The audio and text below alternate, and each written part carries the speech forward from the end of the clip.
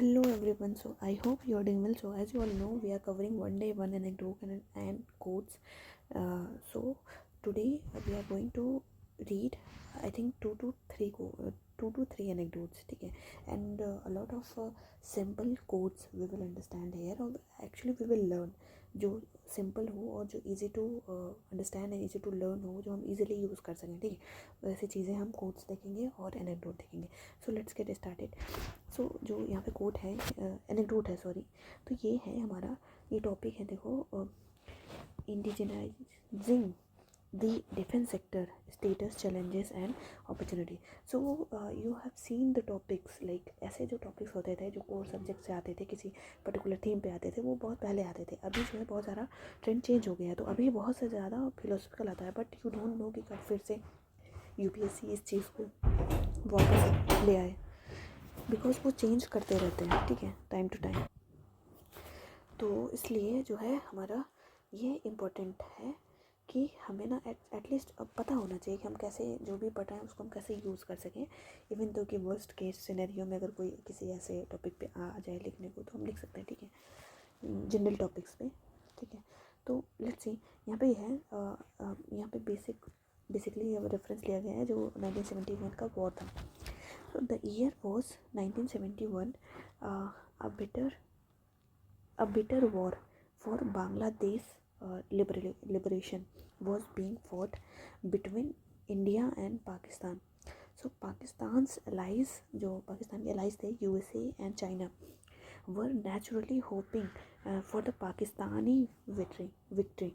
The USA in this pursuit, इस चक्कर में जो USA ने क्या किया था देखो, ये ग्लोबल पोजीशनिंग सिस्टम थी, वो उससे ये विड्रू कर लिया था. Support to the Indian army, जो कि इंडियन आर्मी को सपोर्ट देता था, उससे ये विड्रू कर लिया था.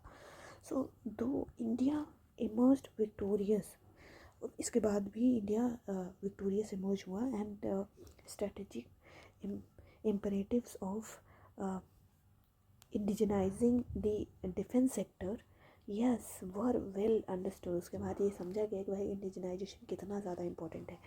फास्ट फॉरवर्ड टू 2018, उस टाइम में 2018 होगा, बट हम लिख सकते हैं आज के टाइम पे कि 2025 में कैसे इंडिया कौन कौन सी चीज़ें इंडिजिनस बना रहा है. जैसे आईएनएस अभी लास्ट ईयर था, आईएनएस विक्रांत. ठीक है, तो ऐसे कुछ चीज़ें हम लिख सकते हैं जो अभी करंट में है, उसको जोड़ के आप यहाँ पे लिख दोगे कैसे यूएसए ने धोखा दिया था उस टाइम पे. So that's why we always say कि वी नेवर, लाइक हम फुली तरीके से यूएसए पे डिपेंडेंट नहीं हो सकते हैं, बिकॉज वो बस अपना फ़ायदा देखता है. एंड जो करंट प्रेसिडेंट है वो तो और अमेरिका फर्स्ट की पॉलिसी फॉलो करता है. ठीक है, तो ये सिंपल सा है जो कि हमें पता ही होती है कि 1970 में क्या, 71 के वॉर में क्या हुआ था. उसी को एनेक्डोट की तरह लिख दो, डिपेंडिंग अपॉन कि कैसे क्वेश्चन पूछा गया है किस टॉपिक में. अब यहाँ पे देखो कि यहाँ पे टैगोर की एक लाइन है, रविन्द्रनाथ टैगोर जी की एक लाइन है जो कि हम बहुत जगह पे यूज़ कर लेंगे, और ये बहुत ज़्यादा वो हार्ड एंड फास्ट नहीं है जो हम याद ना कर सकें. तो ऐसे कुछ चीज़ें आप लिख सकते हो जहाँ पे भी पॉसिबल हो.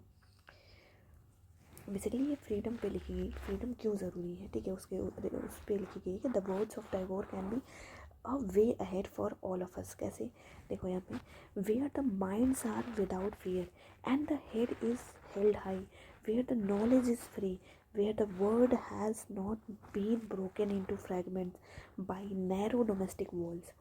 तो ये है क्या, into that heavens of freedom my father let my country awake.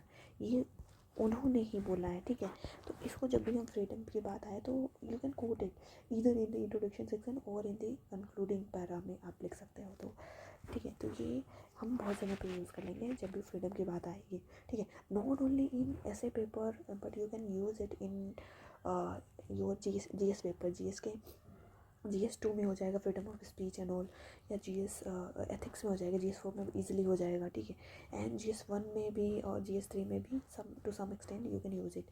Basically motive ये है that you have to learn this code and use it wherever is possible. So I want to say that कि ये चीज़ें जो है ना, यही value addition है. जेनरिक चीज़ें तो हर कोई लिख लेगा, बट जो वैल्यू एडिशन है it will help you to get good rank, get good marks. ठीक है, तो ये चीज़ है, इसको हमें याद करना है।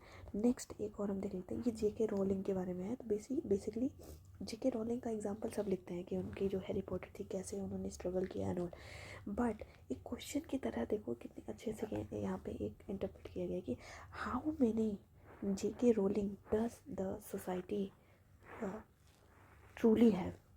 कितने कितने सारे जेके रोलिंग्स हैं, ठीक है, हमारी सोसाइटी में truly, who would face 12 rejections for be best seller story जो उनकी थी, for the best seller series जो उनकी हैरी पॉटर थी। तो ये क्वेश्चन मार्क टाइप भी आप लिख सकते हो। तो it shows the creativity that you have to show, ठीक है। तो ये चीज़ मेरे को बड़ी अच्छी लगी। नेक्स्ट देखते हैं यहाँ पे ये चीज़ तो मेरे को नहीं समझ में आई थी, बट यहाँ पे एक चीज़ है, ये जो लाइन है that we can write wherever possible, like जब भी हमें क्रिटिसाइज करना हो, India is poor country of rich people. तो ये एक जो कंट्रास्टिंग थिंग है, India is poor country of rich people, ठीक है। तो ये चीज़ हम देख सकते हैं। नेक्स्ट है, ये है हमारा बेसिकली ये भी देखो यहाँ पे भी क्या है, टॉपिक है men have become tools of their tools, ठीक है, men have become tools of their tools. तो बेसिकली ये है हमारा। आई होप गाइस कि इसमें हम ना इसको नेक्स्ट टाइम पे करते हैं। अभी हम 2-3-4 कुछ जनरल कोड देख लेते हैं, ठीक है। तो इसके बाद हम कंटिन्यू करेंगे। सो कुछ जेनरिक कोड्स हैं जो हम बहुत ज़्यादा पे यूज़ कर लेंगे, वो डिपेंड करेगा कहाँ पे कैसे फिट करना है। पहला कोड है लॉ से related, law is not needed if people is abiding, ठीक है। ये अरिस्टोटल का कोट है। Law is, late me just right in short form, law is not needed, law is not needed if people is abiding. ये है Aristotle का coat, ठीक है। अब नेक्स्ट है, no power on earth can stop an idea whose time has come. ये Victor Hugo का quote है, ठीक है। No power on earth can stop an idea whose time has come. So basically ये हम IR में बहुत जगह पे यूज़ कर लेंगे। No power on earth can stop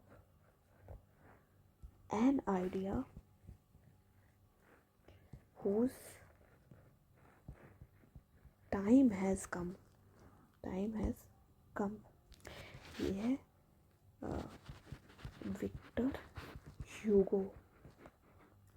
basically कहने का मतलब ये है कि अगर ये नाम भी ना याद हो कोई बात नहीं, बट ये हम चीज़ लिख सकते हैं कहीं पे कहीं कहीं पे, ठीक है। 2 हो गया। Then if plan A fails remember there are 25 more letters, ठीक है। तो अब ये देखो कितना अच्छा कोट है भाई। If plan, let me just rub this one then, okay, yes. So यहाँ पे है कि इफ़ प्लान ए की बात हो रही है यहाँ पे, देखो, ए फेल्स रिमेंबर